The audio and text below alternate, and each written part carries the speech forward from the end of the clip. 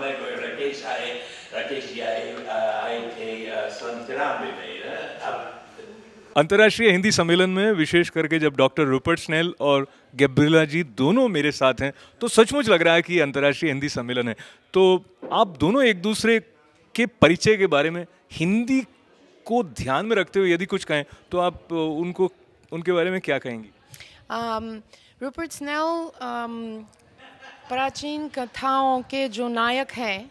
जब हम बच्चे हैं और पढ़ते हैं तो हम सोचते हैं कि ठीक है, तो ये मेरा नायक या मेरी नायिका है। तो उसी तरह जब मैं विद्यार्थिनी थी और इसके बाद जब अध्यापिका बन गई, फिर भी मेरा नायक है professor Rupert Snell. Rupert Snell की एक बहुत खास पाठ्य पुस्तक है टीच योरसेल्फ हिंदी, जो पूरी दुनिया में पढ़ाई जाती है। और जिन लोगों को हिंदी आती है, जिनकी पृष्ठभूमि का वो हिंदी नहीं है, अगर उनको हिंदी आती है अच्छी तरह से, उन्होंने ज़रूर इस पाठ्य पुस्तक के आधार पर अपनी पढ़ाई की है। क्या बात है। तो डॉक्टर साहब, आपने जो ये हिंदी पढ़ाने के बारे में भी पुस्तक लिखी है, तो आपका स्वयं का जो हिंदी के साथ संबंध है वो तो बहुत ही गहरा निश्चित रूप से है।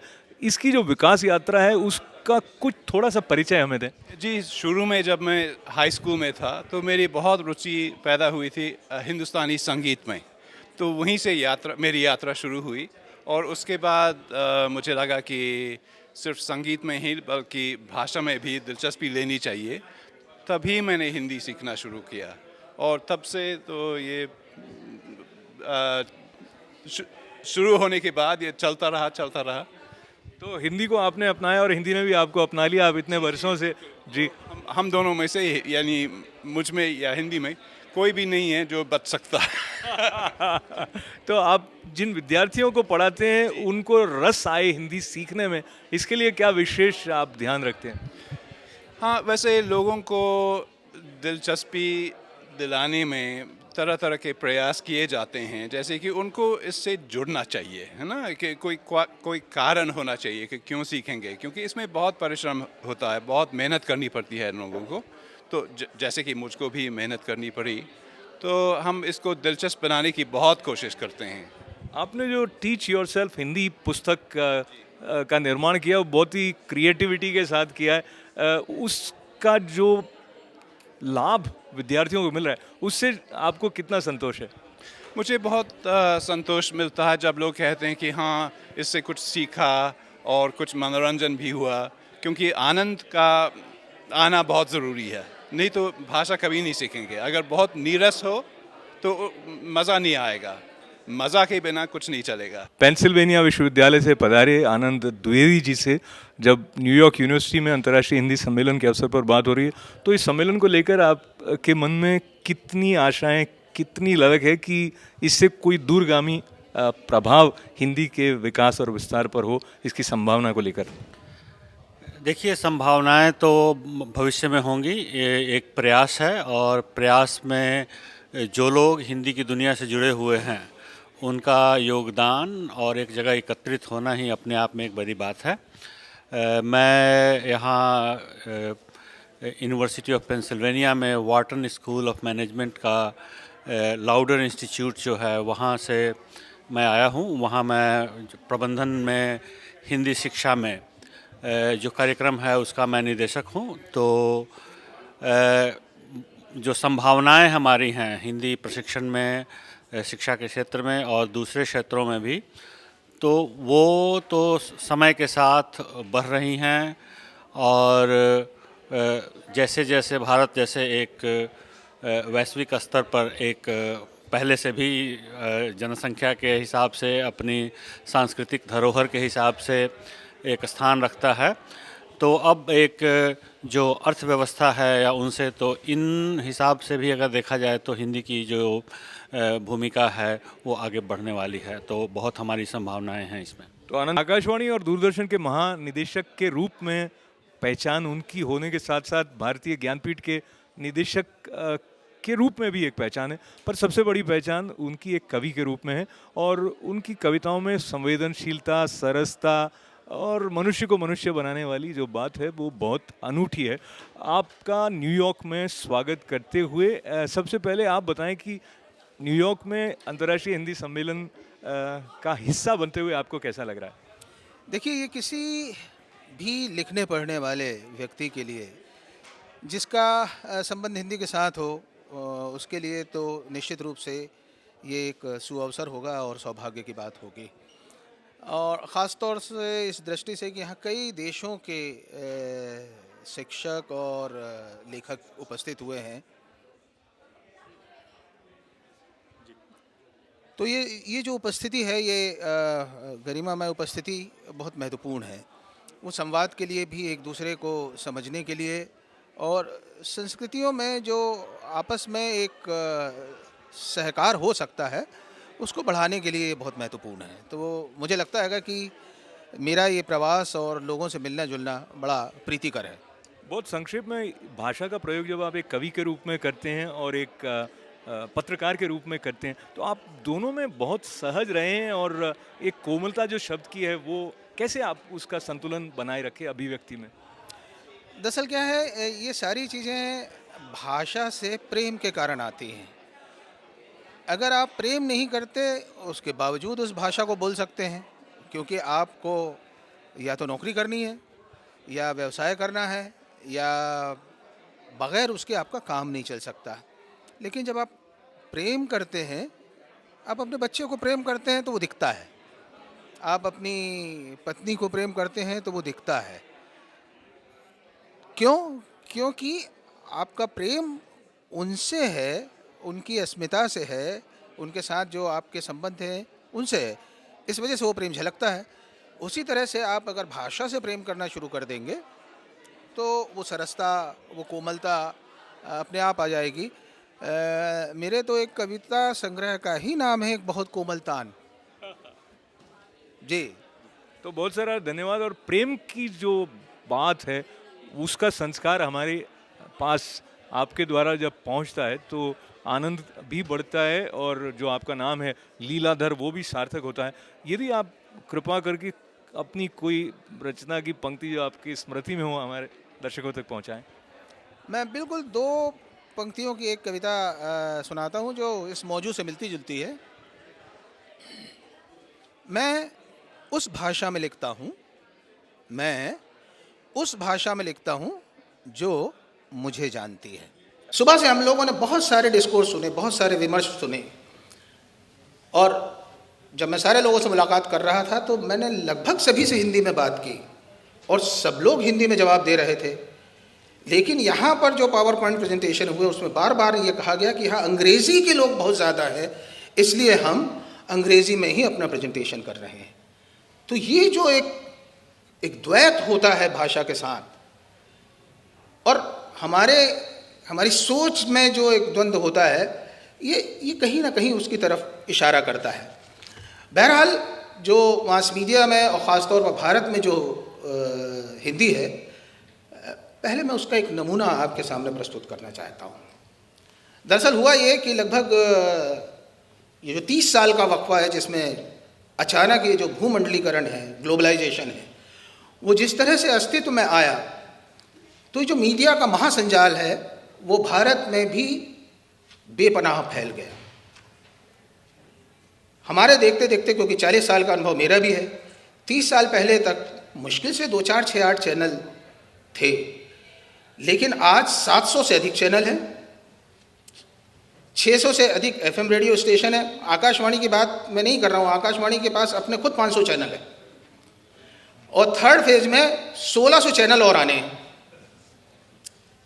आप ये बताइए कि जब पूरे यूरोप में रिसेशन का दौर है, सारी जगह मंदी है, ये हिंदुस्तान में अचानक इतने सारे चैनल और सब चल रहे हैं, खूब मजे से चल रहे हैं। ये पैसा आ कहाँ से रहा है? ये पैसा हिंदुस्तान का तो नहीं है। अब वो कहाँ का हो सकता है? वो उन्हीं 5 मीडिया मुगल का है जो FDI के ज़रिए हिंदुस्तान में इन्वेस्ट कर रहे हैं। जो कुछ भी पैसा कमाया जा रहा है उसमें जो उनका दिया हुआ योगदान है वो कुछ लाभ के साथ डॉलर में इधर लौट जाता है। बाकी जो बचता है उससे आप चलाते रहिए, क्योंकि एक फेस है। और ये टेलीविज़न स्क्रीन के स्क्रॉल में बाकायदा दिखाया जाता है कि इसमें जो एफडीआई की फंडिंग है वो किसकी है, इसलिए वो कोई रहस्य का मामला भी नहीं है। तो हुआ ये कि जब भूमंडलीकरण का ये पूरा दौर अपने पूरे शबाब के साथ आया तो ज़रूरी ये था कि इन चैनल्स को चलाने के लिए, अखबारों को चलाने के लिए जो कॉर्पोरेट सेक्टर का पैसा था, जो मल्टीनेशनल्स का पैसा था, वो विज्ञापन के रूप में आए। अगर वो विज्ञापन के रूप में नहीं आएगा तो ये चैनल्स चलेंगे कैसे? तो हिंदी का एक बहुत बड़ा अखबार है, जब वो उनसे विज्ञापन मांगने गए, और ये छपी हुई खबर बता रहा हूँ मैं, मतलब कोई ऐसी कल्पना लोग की खबर नहीं बता रहा, तो जब वो गए तो उनसे कहा हाँ विज्ञापन तो आपको मिलेंगे लेकिन शर्त ये है। बोले क्या शर्त है? आपके अखबार में या वो तमाम लोग जो हम लोगों से विज्ञापन चाहते हैं 40% अंग्रेजी के शब्दों का इस्तेमाल अनिवार्य है। इस एक शर्त के आधार पर ये वो पहला टर्निंग पॉइंट था कि हमारे यहाँ के सारे अखबार हिंदी के, सारी पत्र पत्रिकाएं और उसके साथ जो चैनल्स हैं हिंदी से इंग्लिश में परिवर्तित हो गए। एक उदाहरण बता रहा हूं, ये सबसे बड़े अखबार का समाचार है और छपा हुआ समाचार है। मॉर्निंग आवर्स के ट्रैफिक को देखते हुए डिस्ट्रिक्ट एडमिनिस्ट्रेशन ने जो ट्रैफिक रूल्स अपने ढंग से इंप्लीमेंट करने के लिए जो जेन्युइन एफर्ट्स किए हैं, वो रोड को प्रोन एक्सीडेंट बना रहे हैं, क्योंकि सारे व्हीकल्स लेफ्ट टर्न लेकर यूनिवर्सिटी की रोड को ब्लॉक कर देते हैं। इस प्रॉब्लम का इमीडिएट सॉल्यूशन मस्ट है।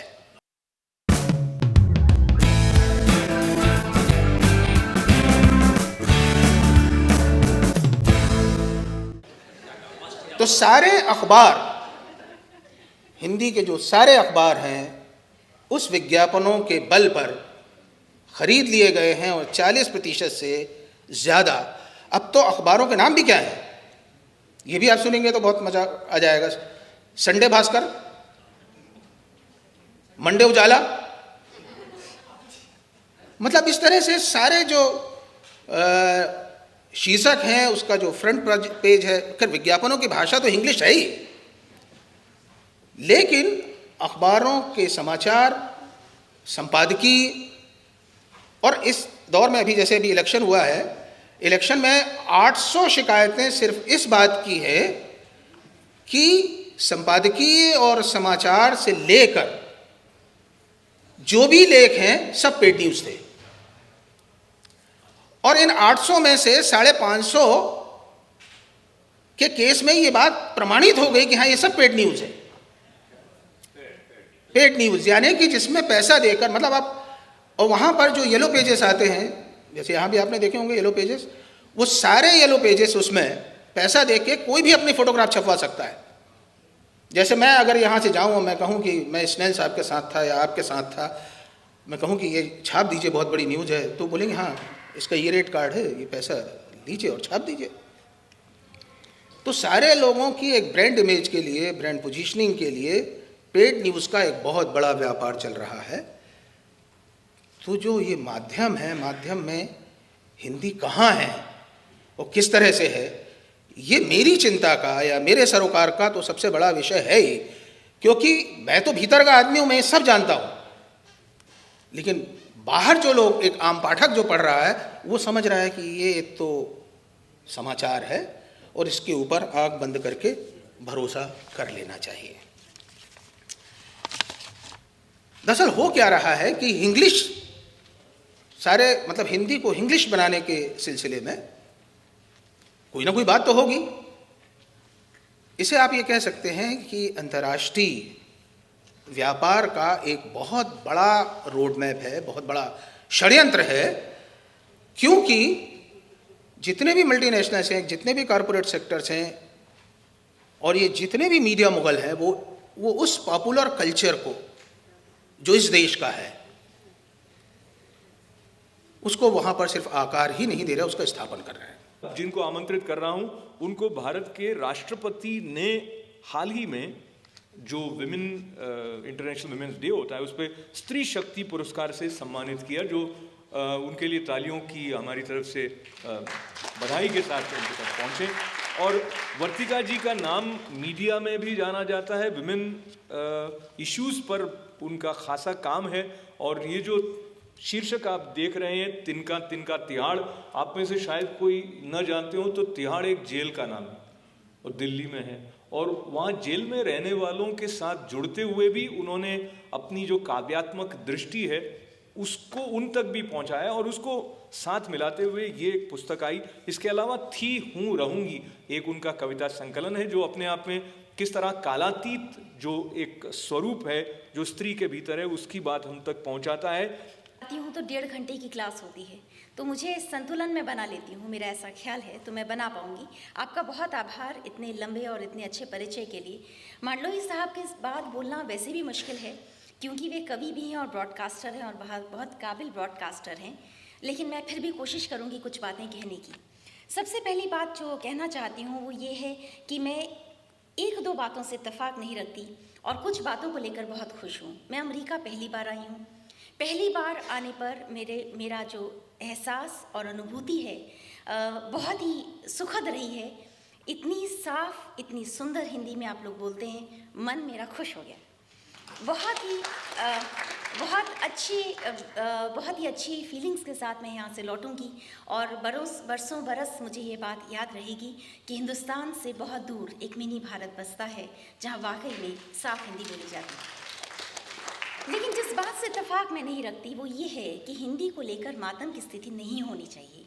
हिंदी तो अब उत्सव के माहौल में है, मैं वाकई ऐसा महसूस करती हूँ। ज़रा देखिए हिंदुस्तान की तरफ, इटली से आई हुई महिला हिंदी नहीं आने के बावजूद आजकल हिंदी बोलती हैं। टोपी पहना हुआ एक नेता जो कह रहा है भ्रष्टाचार हटाएगा, पता नहीं हटाएगा या नहीं हटाएगा, लेकिन वो भी टोपी पहन के हिंदी ही बोलता है। दक्षिण भारत के बहुत सारे नेता जिनका हिंदी से कभी सरोकार नहीं था, अटकते भटकते खटकते हिंदी बोलते हैं। और वे तमाम लोग जो आज से 15 साल पहले जब टेलीविज़न चैनल में हिंदी आने लगी, मैं उस समय हिंदुस्तान के सबसे बड़े टेलीविज़न चैनल एनडीटीवी में काम करती थी और जिस दिन पहला हिंदी का चैनल लॉन्च हुआ मैं न्यूज़ रूम में थी। ज़्यादातर लोग ये कह रहे थे ये चैनल कट जाएगा हिंदी, और इस देश में हिंदी का चैनल लोग चुपके बेडरूम में तो देख लेंगे लेकिन ड्राइंग रूम में कोई नहीं कहेगा कि मैं हिंदी का चैनल देखता हूँ। और आज स्थिति देखिए, आज जिसको हिंदी बिल्कुल भी नहीं आती वो भी चोरी बल्कि हिंदी सीखने की कोशिश करता है। वर्तिका नंदा जी का नाम स्त्री शक्ति के रूप में विशेष रूप से जब प्रामाणिकता से भारत के राष्ट्रपति महोदय ने उनको शक्ति से संबंधित पुरस्कार से सम्मानित किया, तो बहुत कुछ आपके बारे में है, जर्नलिज्म से रिलेटेड विमेन इश्यूज़ के बारे में आपने काम किया, पर यहाँ हम विशेष करके भाषा से संबंधित जो सम्मेलन में आए, तो आपको क्या लगता है भाषा के साथ जो आपका संबंध है उसको लेते हुए जो कुछ आप करना चाहती थी उसमें अधिक अनुकूलता रही या उसके कारण कुछ बाधाएं आईं? एक छोटी सी बात और जोड़ दूं, क्योंकि ऐसा माना जाता रहा कि भारत में जो अंग्रेज़ी मीडिया है उसका बोलबाला अधिक है। मुझे लगता है अब स्थितियाँ बहुत बदल गई हैं और अब वो स्थिति नहीं रही कि हिंदी को लेकर बहुत चिंता करने की ज़रूरत है, ऐसा मुझे नहीं लगता। मैं तमाम सम्मेलनों में मैं जब जाती हूँ और मैं कई बार सुनती हूँ कि ऐसा प्रोजेक्ट करने की कोशिश होती है जैसे हिंदी एकदम हाशिए पर जा रही है। ऐसा नहीं है, क्योंकि अगर आप पिछले 15 सालों का जो भारतीय परिप्रेक्ष्य को टटोलें तो मिलता है कि कैसे हिंदी एक बड़े कलेवर पर सामने आई है। निजी चैनलों के आने के बाद आज भारत का वो राजनेता भी हिंदी में बोलना चाहता है जिसका हिंदी से कोई सरोकार नहीं है, जिसे हिंदी के किसी शब्द का इससे पहले शायद भान भी नहीं था, वो भी अब हिंदी में बोलने का और सुचारू तरीके से सक्रियता के साथ दिखाई देने का प्रयास कर रहा है। ये हिंदी की बहुत बड़ी जीत है। इसके अलावा जितने टेलीविज़न चैनल्स हिंदुस्तान में देखे जा रहे हैं उसमें टॉप व्यूअरशिप हिंदी की है। जो पत्रिकाएं और अखबारें हैं मार्केट में उनमें भी हिंदी की रीडरशिप ज़्यादा है। तो मुझे कहीं से नहीं लगता हिंदी पीछे हुई है। लेकिन हाँ, ये ज़रूर लगता है कि अगर भाषा की शुद्धता की हम बात करें, भाषा की सफाई की बात करें और समझदारी की बात करें, तो वो उस लिहाज से माहौल में परिपक्वता घटी है। और इसके लिए मैं हिंदी से ज़्यादा उस माहौल को ज़्यादा जिम्मेदार मानती हूँ जो तकनीक से प्रेरित है। जहाँ पर एसएमएस कल्चर है, हर बात को जल्दी से लिखने का एक जो आदत सी हो गई है, अब वो ज़माना नहीं रहा कि लोग पोस्ट कार्ड या इनलैंड लिखें और एक लंबा ख़त लिखें। अब प्रेमी भी प्रेमिका को लंबी चिट्ठी नहीं लिखता, वो 3 शब्दों का एक एसएमएस भेजता है। तो जब समय बदला है और शब्द सिकुड़े हैं, तो सिकुड़न का असर स्वाभाविक तौर पर भाषा के प्रवाह पर पड़ता है। वैसा ज़रूर हुआ है। जब न्यूयॉर्क में मेज़बानी हो रही है अंतर्राष्ट्रीय हिंदी सम्मेलन की, तो न्यूयॉर्क यूनिवर्सिटी की गैब्रिएला जी की उपस्थिति का लाभ लेते हुए मैं उनसे निवेदन करूंगा कि जो हमारे साथ Michael Shapiro ji university of Washington से पधारे हैं, इनके और हिंदी के संबंध के बारे में आप कुछ कहें। डॉक्टर शपीरो, ये हमारी पहली मुलाकात है और बहुत समय से पहले एक दूसरे के नाम सुने थे, मिलने का मौका मिला है। और डॉक्टर शपीरो वो वॉशिंगटन यूनिवर्सिटी के डिविजनल डीन ऑफ ह्यूमैनिटीज़ है आजकल। तो अपने बारे में और अपने अनुभव के बारे में हिंदी पढ़ाने में और व्याकरण बनाने में आदि आदि आप ज़रूर कोई बात बताइए। जो भारतीय लोग हैं वो भी जब व्याकरण की दृष्टि से हिंदी से जुड़ते हैं और अलग अलग राज्यों के हैं, तो कई बार वो भी कुछ गड़बड़ कर जाते हैं। आपका क्या अनुभव रहा है? सिखाना हिंदी का व्याकरण बहुत कठिन है या उसको आसान बनाया जा सकता है? तो जहाँ तक तो मुमकिन है तो मैं तो हिंदी भाषा और भाषा विज्ञान तो सरल से सरल बनाने की कोशिश करता हूँ। कभी कभार मैं कामयाबी नहीं पाता हूँ, लेकिन फिर भी मैं कोशिश करता हूँ। मैं अपने विद्यार्थियों के लिए मैं हिंदी तो सरल से सरल बनाने की कोशिश करता हूँ। तो जो हिंदी भाषा है उसको सीखने सिखाने के लिए कुछ नई तकनीक का उपयोग भी अमेरिका में आप करते हैं, ऐसा सुनने में आया है।